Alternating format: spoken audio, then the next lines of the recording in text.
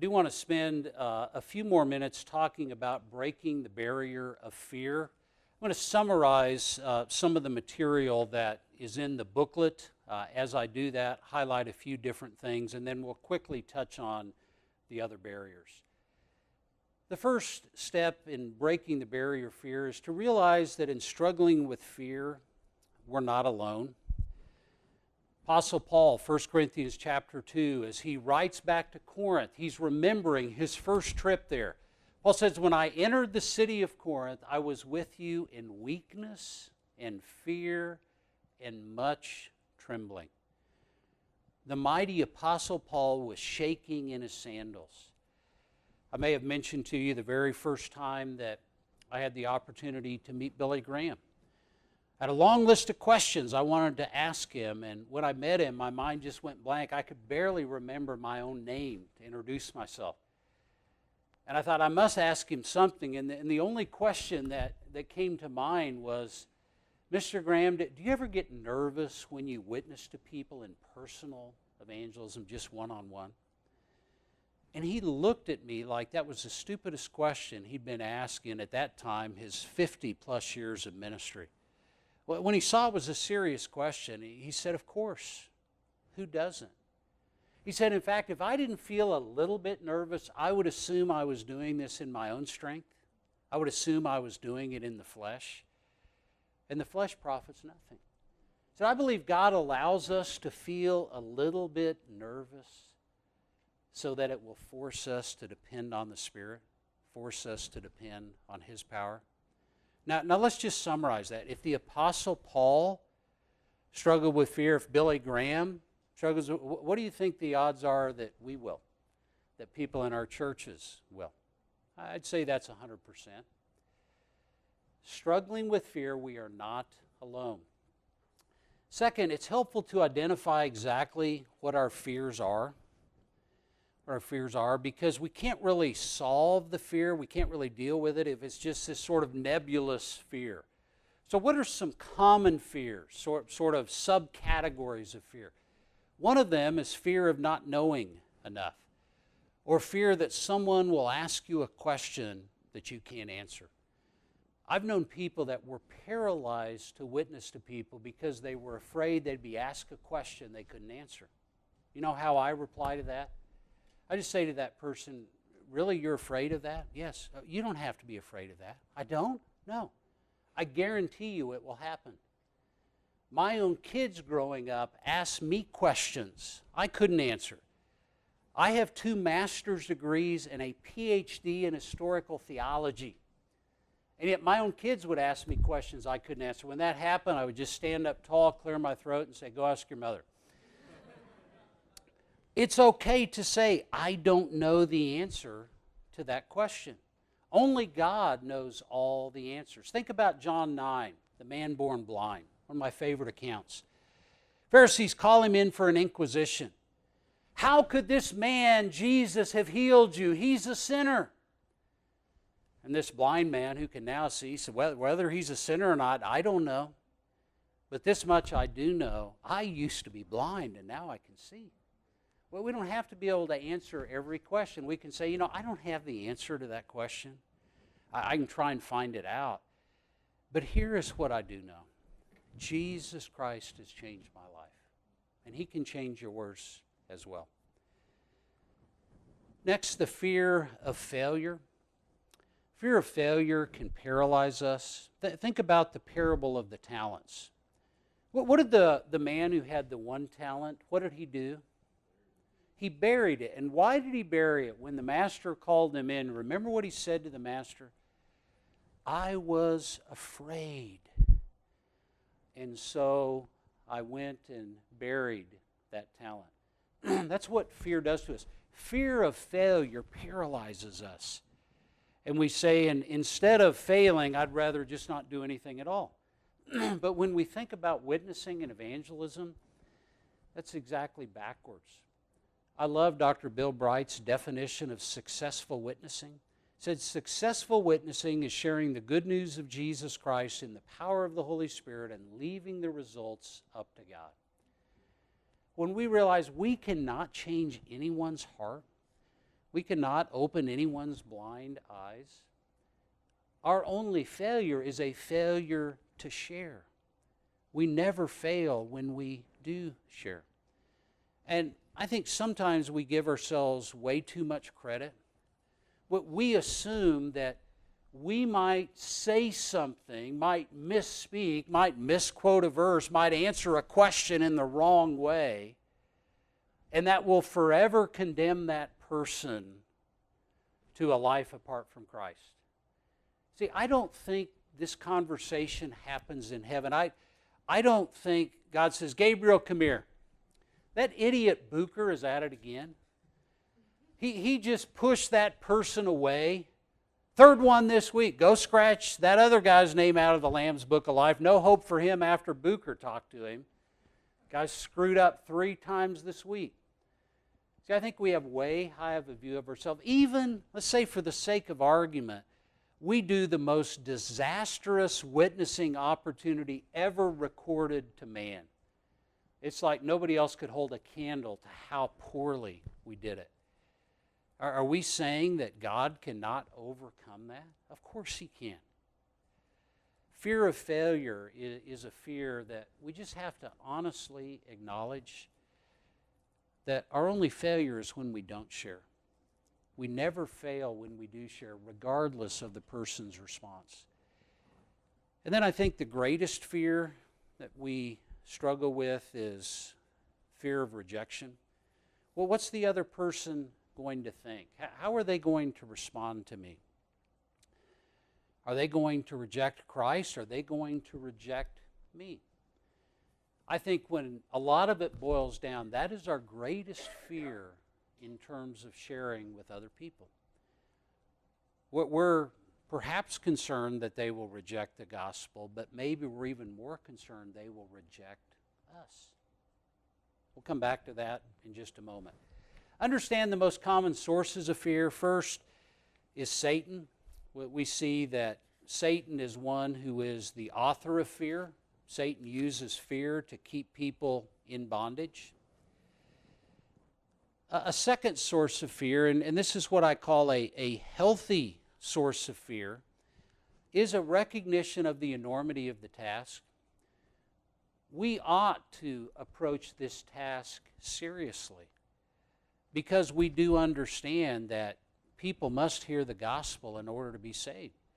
So we shouldn't approach it in a cavalier manner. I think that's what Billy Graham was emphasizing about why some fear is helpful, because it reminds us of the enormity of the task. We're talking about eternal things here. This is important. This is significant.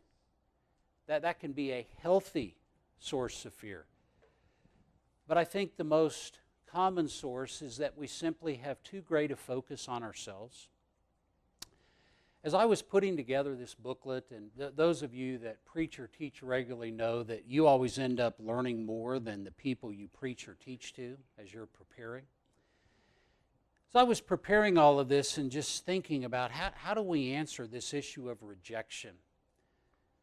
An image that popped into my mind was that of a balance scale. We don't use balance scales that much anymore. We've got digital scales. But in the olden days, you had balance scales where you'd put certain weights on this side and then the object to be weighed. And when they were in perfect balance, you could measure the weights over here and know how much this object weighed. The image that I had was putting on this side the soul of a person. The soul of an individual, the eternal destiny of a fellow human being. And on this side, my reputation, what that person or other people thought about me.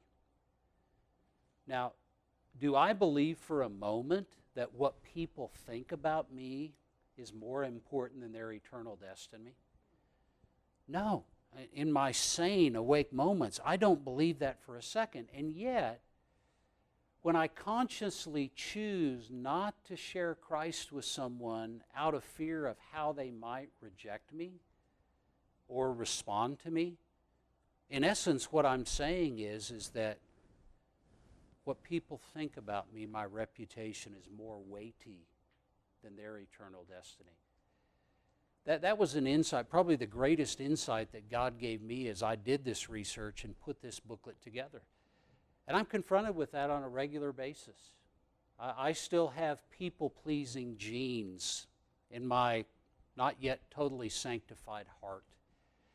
It's easy to slip into that mode, and we just have to honestly confront that we sometimes have too great a focus on ourselves. Our focus needs to be on Christ and on others. And then understand and apply proper responses to fear. Again, we've highlighted this. Some fear is normal and even helpful if it forces us to depend on the Lord, if it drives us to dependence on Him. As I was discussing this concept with one of my mentors years ago, he shared with me something that had helped him, and it's helped me. It may help you. He said, when you find that fear welling up in your heart, fear of talking to an individual, think of that fear being like a blinking red light in which the Holy Spirit is just saying, trust in me, trust in me, trust in me. Get your eyes off yourself, trust in me. Some fear is normal and even helpful. Second, most of our fears are ungrounded. When I was teaching at Wheaton College, I was asked by a Chicago area pastor if I would come. Said, do you have a Sunday night free? Because I want to do some evangelism training for people in my church. And I checked my calendar. I said, yeah, I've got a couple dates. And he said, good. He said, here's what I'd like to do. He said, I'd love for you to come and teach it, but he said, I think my people really need to hear this from me. Would you mind just coming as an observer and then critiquing what I did? Well, I'd never been asked to do that before, but was happy to do so. Here's what this man did in terms of, it wasn't really an evangelism training seminar. It was a bit of orientation before he asked his church members to go out and pass out half-sheet flyers advertising a Christian concert on Easter Sunday. Not even really evangelism, not even really the gospel, kind of promotion for a concert. Okay? Now, here's what this pastor said. In a moment, I'm going to begin embellishing his words. Okay? When I embellish his words, I will tell you when I cross the line from what he actually said to what he easily could have said, given the environment that he said. Here's how he started out. He talked about, he said, take these flyers. He said, now, when you knock on the door, make sure you step back a little bit. And that way, if they slam the door in your face, it won't break your nose. What he honestly said to start the training. Now I'm going to begin embellishing, okay? He did not say these words that I'm about to say, but he easily could have, given the climate that he said. And folks, remember what the root word for witness is in the New Testament. It's martyr. Some of you may not come back tonight. But I just want you to know, if you're martyred for your faith as you're out in the neighborhoods tonight, we will take care of your children. We will ensure that they're raised in the discipline and instruction of the Lord. This man set such a negative environment. You know, people are kind of shuffling out of this training to go pass out flyers. See you later, Fred. Maybe. It was absolutely unbelievable, the tone. Well, people started coming back 2 hours later really excited. Nobody slammed the door in my face. 2 people took the flyers, and people are really excited. Okay? So everyone leaves, and the pastor says to me, oh, okay, debrief. Tell me how you think it went. Now, sometimes the best way to answer a question is with a question. So he said, tell me what you thought. And I just simply said, how straight an answer do you want? He said, I want you to be totally, brutally honest with me. And I said, I really don't honestly know where to begin. This really wasn't evangelism training. Didn't really train people to share the gospel. It was how to hand out flyers. And I said, quite frankly, you didn't even do that very well. I said, can I just ask you a question? Have you ever been out trying to share Christ in neighborhoods The pastor hung his head and he said, no, he said, and I need to confess to you, actually, the reason that I wanted you to come tonight is so that I could use you as an excuse not to have to go out. I could just sit here and talk to you. Should have seen that one coming. I should have insisted the two of us were out leading the pack. We'd be the first martyrs in this great martyrdom taking place in this Chicago area suburban neighborhood. Well, here's the good, the Paul Harvey rest of the story. The man began to weep and said, I need help in this area. And I said, I'll be happy to help you. So for the next 4 months, we met regularly, and I began to encourage and train and equip this man in how to share the good news. Most of our fears are ungrounded. Unbelievers have not trained their Doberman to be able to smell Christians. You know, if the postman comes to the door and he's not a believer, that's fine. UPS deliverer, but a Christian coming to pass out literature, that Doberman knows to go right for their jugular. It's just not the case.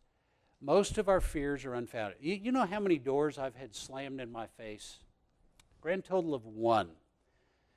You say, well, Dr. Beougher, how many doors have you knocked on? Thousands, probably over 10,000. I've never kept track. Should have carried a little counter with me, but I spent 3 summers in church planting, 3 months of the summer going door to door, knocking on doors, talking to people. I've knocked on thousands of doors. I have no idea how many, but well over 10,000.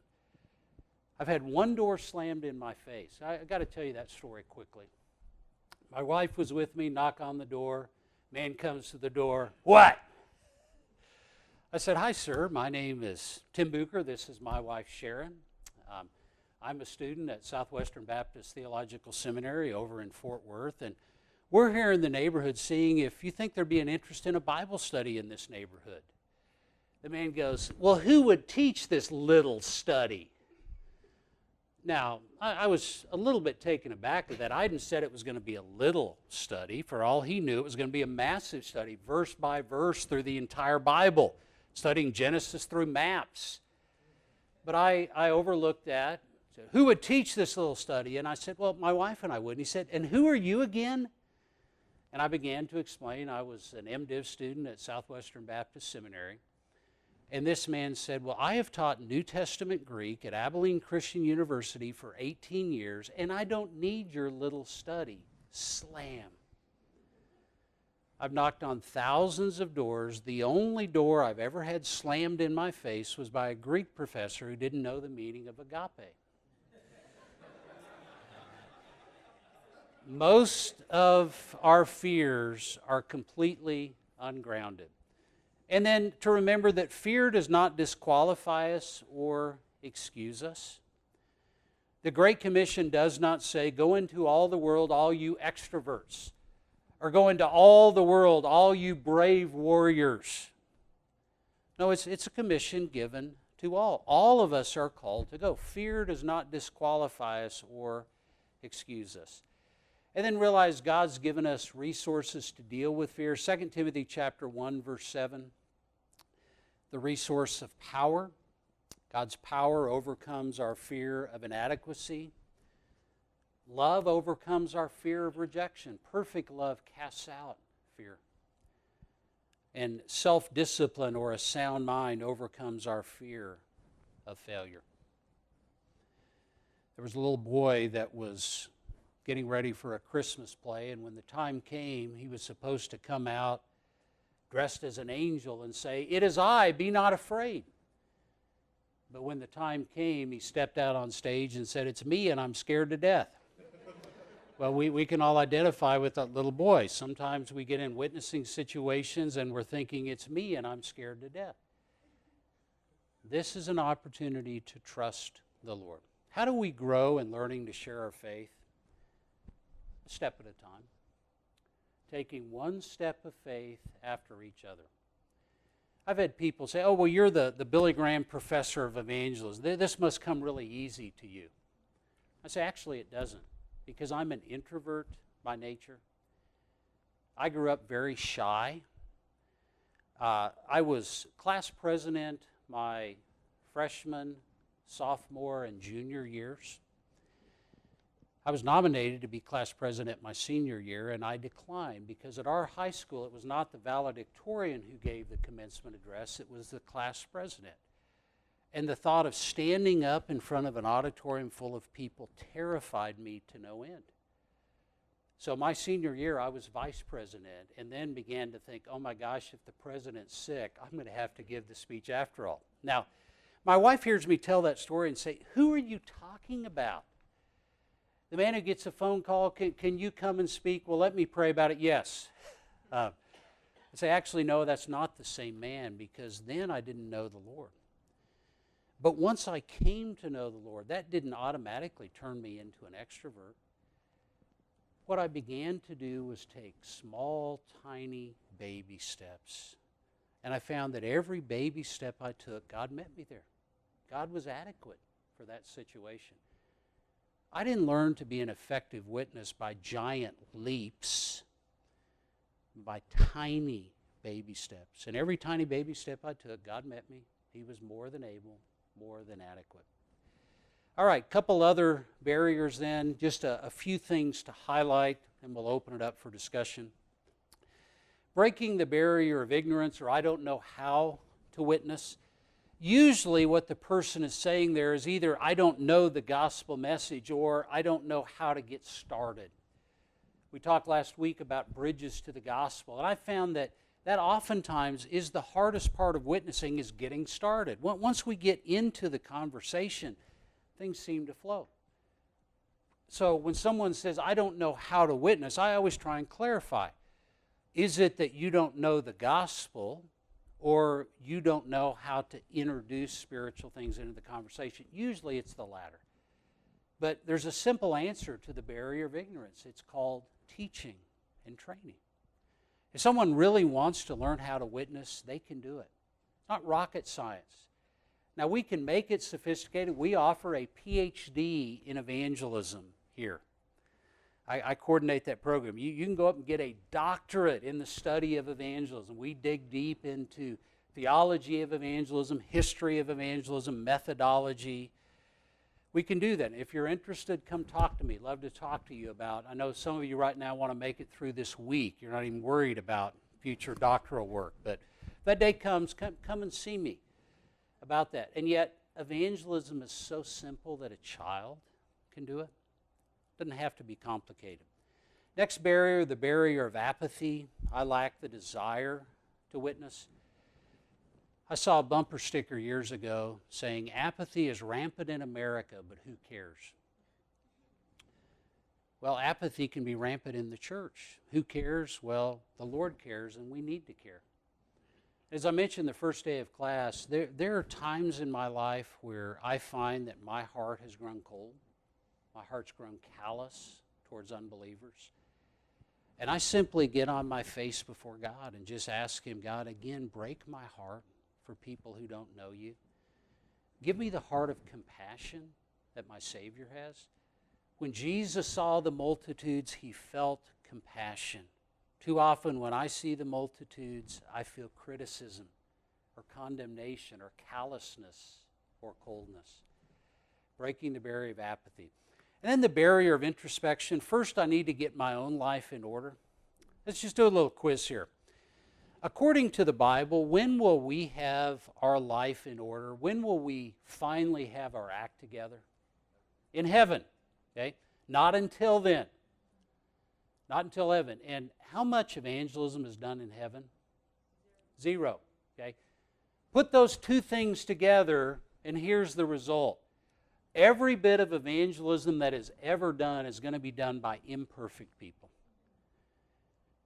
Now, if your life is an absolute train wreck, if you're the used car salesman ripping people off and then trying to share Christ with them, you need to do some things to get your life more in order.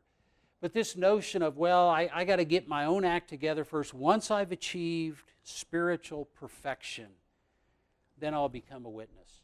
We will never achieve spiritual perfection. We have to witness even as we're working on our own sanctification. And incidentally, I know very little that will stimulate and encourage your sanctification like cultivating a lifestyle of witnessing. When I was an RA in the dormitory at Kansas State University, I made it my goal, my commitment, to share Christ with all 70 guys on my dorm floor that year. I found out one of them was a Christian. Okay? One was already a believer. The other 69 were not. Well, you didn't have to ask me if I was having my quiet time. You didn't have to ask me if I was praying. I got into my bed every night from my knees. When I got out of bed every morning, I was on my knees, praying for these men on my dorm floor, praying for wisdom as I had conversations with them. So that was the greatest source of sanctification in my life, because I desperately needed the Lord's empowering and wisdom and guidance moment by moment. So the barrier of introspection, start reaching out where you are even as your sanctification progresses. And then the barrier of busyness, I can't ever find the time. We all have a lot of irons in the fire. We're all busy. And yet we always seem to make time for things that are important to us. It's typically not a problem of there being a lack of time per se. It's more a lack of priorities. The man who mentored me in college, he asked me if I would do something, and I said, Bob, I'd love to, but I just don't have time. Not the first time he'd heard that, and so he said, well, let's do a little exercise, and he had a sheet of paper that had a schedule on it in 30-minute blocks from 5 a.m. to midnight. He said, will that cover your day? I said, yes, that will cover my day. Monday through Sunday. And he said, okay, for this week, just carry that with you and just continually fill it out, and let's just see how you're spending your time. It didn't take me an entire week. After a couple of days, I was under conviction. Man, am I wasting hours of time?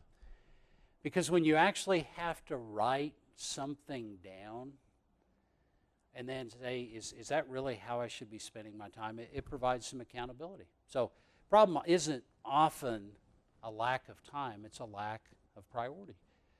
So simply making this a priority, and one way to do that is to try and kill two birds with one stone. What do you enjoy doing anyway? I enjoy playing golf. And I just simply try and make that a means of evangelism, means of meeting people, means of sharing Christ with them. Whatever hobbies you have, whatever you enjoy, capitalize on that. My wife Sharon went with me to some evangelism training I did years ago, and on the way home, we're riding along, and she goes, sweetheart, God really spoke to me tonight. I said, well, that's good. She said, do you want to know what he said? I said, sure. So, when you were talking about capitalizing on opportunities, your hobbies, what you really enjoy doing, leveraging it for the gospel, it was like God was just shouting to me, evangelistic shopping. What can you say? And my wife has had more gospel conversations than I can count at St. Matthew's Mall and at Oxmoor Mall, where she goes shopping with an unbeliever. They shop for a while. They sit down for a cup of coffee. And Sharon talks to her about Christ. Typically, it's not the problem of time. It's a problem of priority. One other tip in terms of that, we've already talked about it, is utilizing meals. I did a study once through the New Testament of how Jesus interacted with people. And one thing that excited me to see was how often his interaction was over meals. I thought, I can do this. I love ministry. I love eating. I love food. Now, let's brainstorm for a second. What is there about meals that helps engender conversation? Well, for one thing, most people find time to eat. As busy as my day is, I typically still find time to eat. Okay, that's a priority. And even if people have busy schedules, they take a lunch break. They eat breakfast. They eat dinner. Second, it creates a relaxed atmosphere. You're not sitting across a desk having this conversation. You're eating, your blood sugars, loving what you're eating. It's just a natural means of conversation. And so utilizing meals as an opportunity to talk to others about Christ.